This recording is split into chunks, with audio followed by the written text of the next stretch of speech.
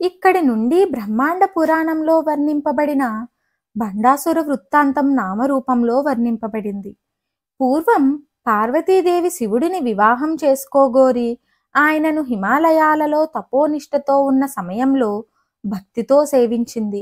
ఆ సమయంలో శివుని తపస్సును భగ్నం చేసి ఆయనకు పార్వతితో వివాహం జరిగేలా చేసి తద్వారా కుమారస్వామి జననం, తారకాసుర వధ జరిగేలా చూద్దామని భావించిన దేవతలు మన్మధుడిని అందుకు నియోగించారు.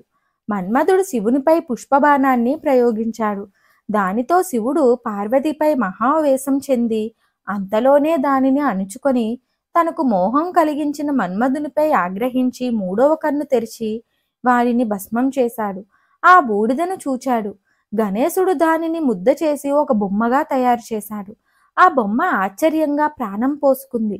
మన్మధుని భస్మం నుంచి తన ప్రమేయం లేకుండా పుట్టిన ఆ పురుషుణ్ణి చూసి బ్రహ్మదేవుడు ఆశ్చర్యపోయి భండా భండా అన్నాడు. భండా అనగా ఆశ్చర్యమని అర్థం. రుద్రుని కోపం నుండి పుట్టిన అగ్ని వల్ల తయారైన భస్మం నుండి పుట్టిన ఆ వ్యక్తికి భండాసురుడు అని పేరు వచ్చింది.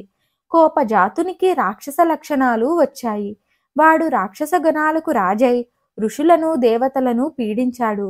యజ్ఞాలు పాడు చేశాడు. దానితో సర్వలోకాలు తల్లడిల్లిపోయాయి. అప్పుడు దేవతలు అమ్మవారిని ప్రార్థించారు.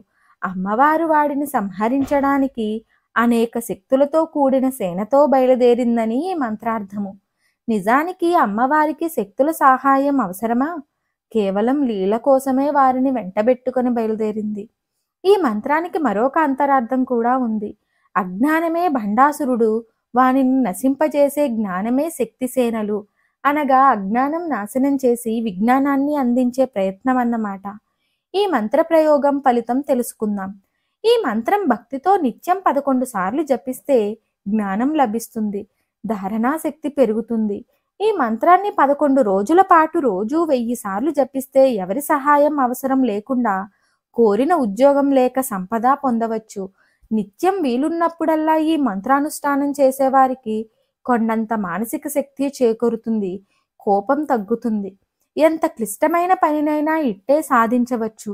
ఈ మంత్రాన్ని పడుకోబోయే ముందు రోజు 9 సార్లు జపిస్తే ప్రశాంతంగా నిద్ర పడుతుంది. దానివల్ల ఆరోగ్యం బాగుపడుతుంది. మంత్రం ఏమిటో తెలుసుకుందాం. ఓం భండాసుర వధోద్యుక్త శక్తిసేన సమన్వితాయై నమః. ఓం భండాసుర వధోద్యుక్త శక్తిసేన సమన్వితాయై నమః. ఓం భండాసుర వధోద్యుక్త శక్తిసేన సమన్వితాయై నమః. మరిన్ని ఆధ్యాత్మిక విషయాల కోసం మా ఛానల్ను సబ్స్క్రైబ్ చేయండి. వీడియో నచ్చితే లైక్ చేయండి, షేర్ చేయండి, కామెంట్ రూపంలో మీ అభిప్రాయాన్ని తెలియచేయండి.